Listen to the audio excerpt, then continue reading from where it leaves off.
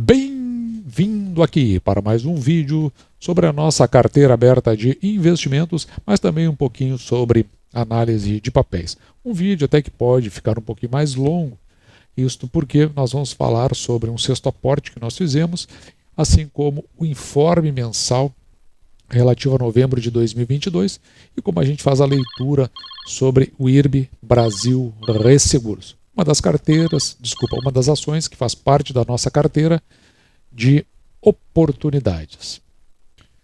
E vamos começar aqui pelo comunicado que o IRB fez ao mercado, que ocorreu no dia 23 de janeiro de 2023. Vamos dar uma olhada geral assim, o que a gente pode concluir a partir dessa divulgação feita pelo IRB, que aliás ele até sempre faz com algum atraso em relação a outros do mesmo segmento. Mas aqui vamos dar uma olhada com relação aos prêmios emitidos. Então veja que no total o prêmio emitido chegou a um montante de 7,1 bilhões. Mas, apesar do número alto, uma redução de 9,6% quando consideramos o mesmo período, e aqui no caso nós estamos considerando os primeiros 11 meses de 2022 em relação aos primeiros 11 meses de 2021. No entanto, se compararmos apenas o mês de novembro de 2022 com 2021, veja que houve uma redução aqui de 23,2%, portanto, a considerar aqui um mês fraco. No outro extremo, veja que as despesas com sinistros, nos primeiros 11 meses houve uma redução dessas despesas, esse aqui é um aspecto positivo, de 9%. Então, você pode tomar aqui como base o negócio como um todo, que os prêmios emitidos chegam a 7,1 bi e as despesas com sinistros 4,6. Vamos dizer assim, um indicativo positivo, porque a gente estabelece nessa relação que, pelo menos, a empresa tem algum potencial. No entanto, se nós considerarmos apenas o mês de novembro, veja que a despesa com sinistro vai a 384 milhões, mas aqui eu acho que o que é importante é que o índice de sinistralidade aqui está baixo, em 96%. Mas veja que isso aqui também tem um aspecto positivo, porque se considerarmos o mês de novembro de 2021, a sinistralidade estava alta aqui, em 108,4%. E nesse caso é porque se faz justamente uma relação entre prêmios sinistros. Então, quanto menor esse número, maior o potencial da companhia de obter um lucro. Mas a verdade, ela se apresenta aqui no resultado líquido. Então você pode verificar que o prejuízo líquido acumulado durante os primeiros 11 meses vai a 633 milhões. E aqui a gente precisa considerar exatamente aquelas previsões que foram feitas pelas casas de análise que estavam estimando para os 12 meses de 2022 um prejuízo aí na casa dos 700 milhões. Eu, pessoalmente, achava que viria a menos por conta da recuperação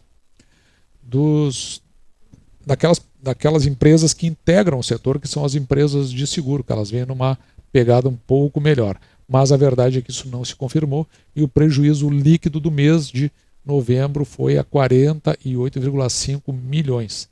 Mas, pelo menos, ele ficou reduzido quando comparado ao mesmo período do ano de 2021, quando teve 113 milhões de prejuízo. Mas vamos dar uma olhada agora na DRE, para que a gente possa, que é na verdade a demonstração de resultado do exercício, pelo menos até esse momento, para a gente poder entender um pouco melhor o que está acontecendo. E a DRE não é absolutamente nada animadora. A começar pelos prêmios emitidos, nós considerarmos apenas novembro, veja que ele é inferior a novembro de 2021 em aproximadamente aqui 150 milhões, que é o que dá esta redução aqui de 9,6% no comparativo mês a mês. Se nós considerarmos o ano como um todo, veja que nós temos aqui uma redução de cerca de pouco mais de 700 milhões no comparativo ano a ano. E nesse total, né, tudo conta. Mas aqui podendo ser um indicativo de que, como na verdade a empresa está deixando de fazer negócios internacionais, está se concentrando mais no Brasil, nós temos aqui um indicativo de que talvez as empresas de seguro estejam diluindo mais os seus riscos, entre outros concorrentes do IRB. Eu não sei, isso aqui é só uma conclusão que realmente está me ocorrendo, porque não tem sentido que as empresas de seguro elas estejam melhorando seus desempenhos e IRB não esteja acompanhando. Então existe uma possibilidade de uma diluição entre outras concorrentes do IRB. Uma delas que anunciou que faria isso foi a Caixa Seguridade. E de certa forma a questão da aposta mais no Brasil se dá pelo fato de que pelo menos nos 11 meses cresceu 1,4 em relação a 2021, mas veja como reduz aqui no exterior, só no mês de novembro. Se nós tomarmos, olha só no mês de novembro não, tomando os 11 primeiros meses do ano. Se nós tomarmos apenas o mês de novembro, uma redução de quase 7% no Brasil, só no mês de novembro, por isso que eu estou dizendo que foi uma coisa muito específica, foi muito localizado. Eu pessoalmente não esperava que houvesse isso, mas no exterior veja como reduz aqui na ordem de quase 50%. Por outro lado, a gente também precisa prestar atenção nos retrocedidos, né, os prêmios retrocedidos, que é o resseguro do resseguro. Eu vejo que tem uma redução aqui, particularmente no mês de novembro, de 50%, quase 51%, e nos primeiros 11 meses de 7,1%. Outro aspecto também que me chamou a atenção foi aqui no resultado financeiro.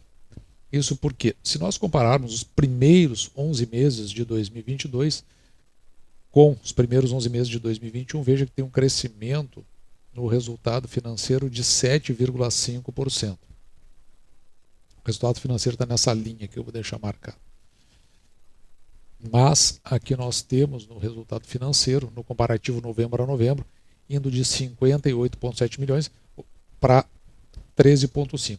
Esse aqui é resultado quando você coloca aquilo que a empresa tem de despesas a pagar, né, com juros por conta de dívidas que ela possua, de juros que ela tem que pagar sobre outras obrigações, enfim, depreciações no geral. Veja que na realidade o que ela tinha aplicado normalmente veio superando esse valor. Dessa vez tem uma redução que chega a casa de, só no mês de novembro, 77%, o que pode indicar que talvez parte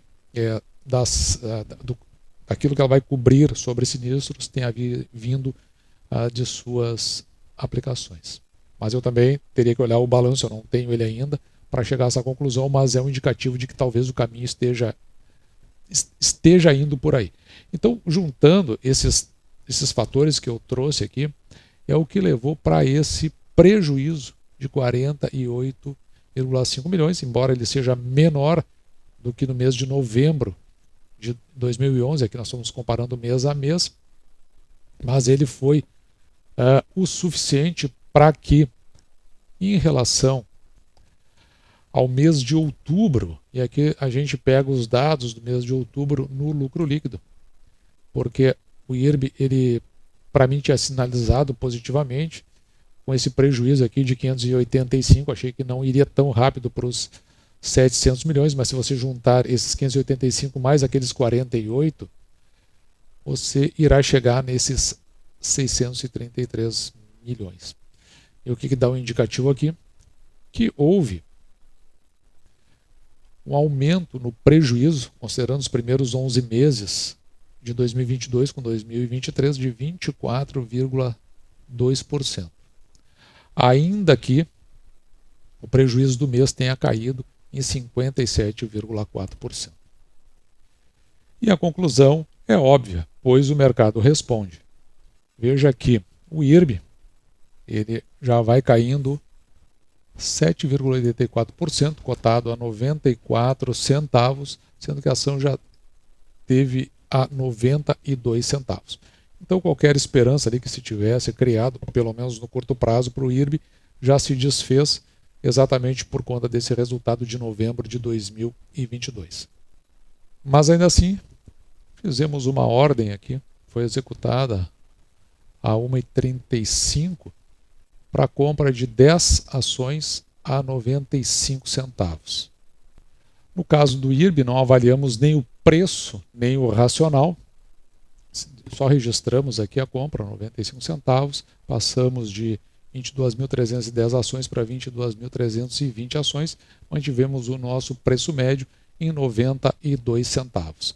Aqui, algo que, só para lembrar, é que no ano de 2019, então antes de toda a confusão envolvendo o IRB, ela chegou a pagar aqui quase R$1 por ação. E atualizamos nossas metas 2023-2024, no caso específico do IRB. Nós tínhamos uma meta de 10 mil, nós já estamos bem à frente dessa meta, 22.320 ações, tendo ultrapassado 123% dessa meta. E aqui tem, evidentemente, a gente não considerou nem o racional, nem o preço. Ela está abaixo de uma linha mais escura que você vai encontrar aqui, porque ela faz parte da nossa carteira de oportunidades, junto com Caixa Seguridade. Daqui para cima é a nossa carteira de proventos. A verdade é que, ao longo do tempo, se a companhia conseguir fazer o seu turnaround, houve quem escrevesse no canal a possibilidade de uma valorização, que pode acontecer, basta que haja uma pequena oscilação positiva em relação ao lucro líquido, nós não estamos atrás da valorização, nós estamos atrás dos proventos, sem nenhuma intenção de vender essas ações, mesmo que haja uma valorização exacerbada, como consta no mercado. Nosso objetivo é que seja, no futuro, uma boa pagadora de proventos, se a empresa conseguir ultrapassar essa linha do turnaround. Até porque nós não nos caracterizamos por ser vendedores de ação. Vender ação é um ato muito extremado, é preciso muita coisa para que a gente se desfaça desses nossos ativos. Veja que uma empresa desse porte, supondo, eu não estou dizendo que isso vai acontecer, mas é o olhar que a gente tem. Se daqui a 3, 4 anos ela consegue reverter o seu turnaround e vem a pagar R$1 por ação, veja que no ano, só pelas ações que nós possuímos, seria R$20 mil ao ano. Então a gente tem essa expectativa, mas os resultados são muito ruins, não são animadores e não nos traz, pelo menos, o conforto que a gente esperava para esse momento. O que se está vendo é o trabalho da companhia, muito dedicado para que ela possa reverter a sua situação. Pode acontecer, pode não. De qualquer forma, representa uma parte muito pequena do nosso capital, do nosso patrimônio. Então, se isso aí der com os burros na água, não é algo pelo qual nós iremos chorar. Mas, com certeza, teremos muita alegria se ela conseguir vencer o limiar do seu turnaround. Assim, esse foi o nosso vídeo de hoje. Espero que você tenha gostado. Vou ficando por aqui, me despedindo de você e deixando, como sempre, o meu grande abraço.